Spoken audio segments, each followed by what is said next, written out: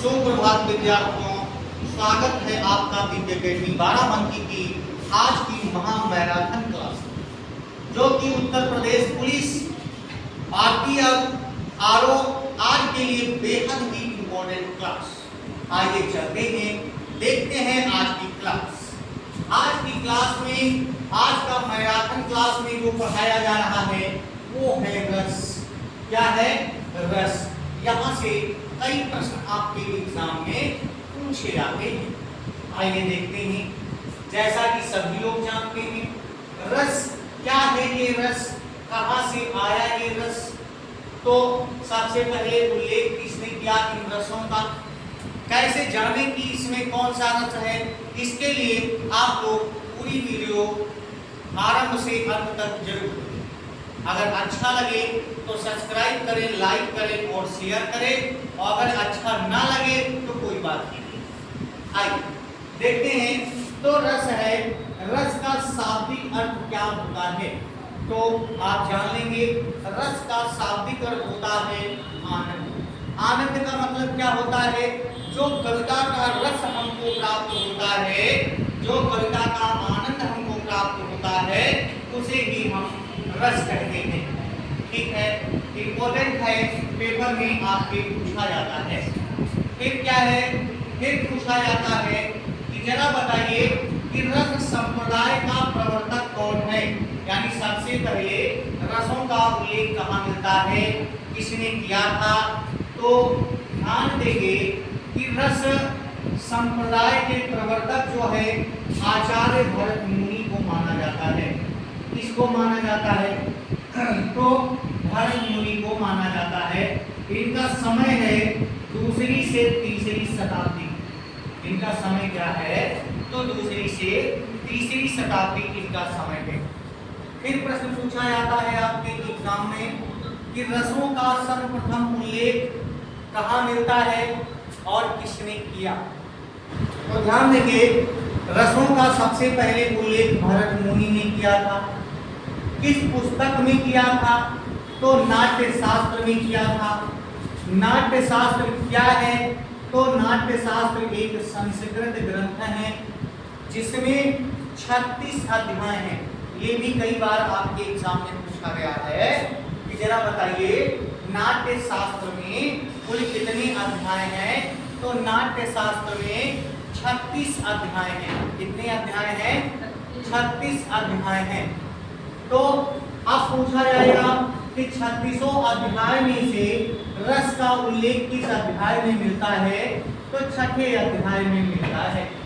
फिर यहाँ पर अलंकारों का उल्लेख किसमें मिलता है? तो 7वें में मिलता है। किसमें मिलता है? 7वें में मिलता है। जहाँ पर अलंकार अगर देखें तो भरत मुनि ने 4 अलंकार माने हैं। कितने अलंकार माने हैं? 4 अलंकार माने हैं। कौन कौन से? उपमा, रूपक, यमक और दीपक। भरत मुनि ने कुल इन्हीं 4 अलंकारों का उल्लेख किया है। ठीक है ना? भरत मुनि ने कुल 4 इन्हीं अलंकारों का उल्लेख किया है। आइए आगे बढ़ते हैं। फिर प्रश्न पूछा जाता है, वास्तव में भरत मुनि ने कितने रसों को स्वीकार किया है? तो भरत मुनि ने 8 रसों को स्वीकार किया है।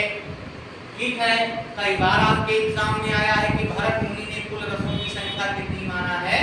तो 8 ही माना है। आइए फिर पूछा गया कि किस रस को भरत मुनि ने रस नहीं माना है? तो ध्यान रखिएगा कि शांत रस को भरत मुनि ने रस नहीं माना है। कई बार प्रश्न आया है। अब पुनः एक बार फिर से प्रश्न उठ जाता है कि जरा बताइए, अगर भरत मुनि ने रस नहीं माना है शांत रस को, तो हिंदी का 9वां रस कौन सा है? या हिंदी का नवीन रस कौन सा है? तो वो शांत रस है। ठीक है ना? शांत रस की अगर चर्चा करें तो इसका उल्लेख किसने किया था? अभिनव गुप्त ने किया था। किसने किया था? 9वें रस के रूप में मान्यता इसको अभिनव गुप्त जी ने दिया था। और फिर अगर पूछा जाए हिंदी का नौवां रस तो आपका उत्तर क्या आना चाहिए? शांत रस है। आगे परिभाषा जानेंगे कि वास्तव में ये रस होता क्या है। तो रस के संबंध में विभिन्न विद्वानों ने विभिन्न मत को दिया है। भरत मुनि का ही सर्वमान्य है और सबसे ज्यादा वेरी मोस्ट की श्रेणी में रहने वाला है। ये बहुत बार पूछा गया है। भरत मुनि ने कहा कि विभाव, अनुभाव और व्यभिचारी भाव के संयोग से जिस आनंद की निष्पत्ति होती है उसे रस कहते हैं। क्या कहते हैं? रस कहते हैं। अब बात आप लोगों ने पूछा कि ये विभाव क्या है, अनुभाव क्या है और व्यभिचारी भाव क्या है। तो ये रस के अंग होते हैं। ये क्या होते हैं? रस के अंग, जिनका अभी आगे डीपली हम चर्चा करते हैं। लेकिन इस परिभाषा को देख करके एक बात तो क्लियर हो जाती है कि आचार्य भरत मुनि ने रस के कितने अंगों को स्वीकार किया है। तो भरत मुनि ने रस के 3 अंगों को स्वीकार किया है। कौन कौन से अंग को स्वीकार किया है भरत मुनि ने? विभाव, अनुभाव और व्यभिचारी भाव को स्वीकार किया है। आपसे पूछा जा सकता है कि बताइए जरा कि भरत मुनि ने रस के कितने अंग माने हैं? तो 3 ही अंग आपको बताने हैं। क्यों? अब पूछा जाएगा कि भरत मुनि किस अंग से किस भाव को रस का अंग नहीं मानते हैं। तो ध्यान रखिएगा, भरत मुनि ने स्थायी भाव को कभी भी मान्यता प्रदान नहीं किया है। किसको प्रदान नहीं किया है? तो स्थायी भाव को मान्यता प्रदान नहीं किया है। फिर पूछा जाता है आपसे पेपर में कि जरा बताइए रस के अंगों में सबसे अंत में जोड़ा गया कौन सा भाव है? सबसे अंत में जोड़ा गया कौन सा भाव है? तो आप लोग ध्यान रखिएगा कि सबसे अंत में जोड़ा गया कौन सा भाव है? तो स्थायी भाव है। कौन सा भाव है? स्थायी भाव को जोड़ा गया है। अब पुनः अगर देखा जाए हिंदी में, ये बात हिंदी की हो रही है, हिंदी में रस के कितने अंग हैं या रस के कितने अवयव हैं? तो 4 माने गए हैं। कितने माने गए हैं? 4 माने गए हैं। विभाव, अनुभाव, व्यभिचारी भाव या संचारी भाव और स्थायी भाव। देखिए स्थायी भाव को सबसे अंत में जोड़ा गया है। अब बात आती है कि स्थायी भाव क्या होते हैं। तो ये जानना जरूरी है। स्थायी का मतलब जो पहले से मजबूत अवस्था में हो। स्थायी भाव क्या होते हैं? तो स्थायी भाव मूलतः वह भाव होते हैं जो हमारे हृदय में पहले से ही सुप्तावस्था में, सोई हुई अवस्था में विराजमान होते हैं। आवश्यकता पड़ने पर ये जागृत हो जाते हैं। जैसे मान लीजिए हमने कोई बात कहा, आपको सुन करके हमारी कोई बात अच्छी लगी और आप पुनः हंसना शुरू कर दिए। तो अचानक से हंसने का क्या मतलब है? मेरी बात को सुन करके कि हास नामक स्थायी भाव पहले से आपके हृदय में था और जैसे ही आपने मेरी बात को सुना तो पुनः जागृत हो गया और आपके चेहरे पर मुस्कुराहट आ गई। ठीक है, तो ये होता है स्थायी भाव।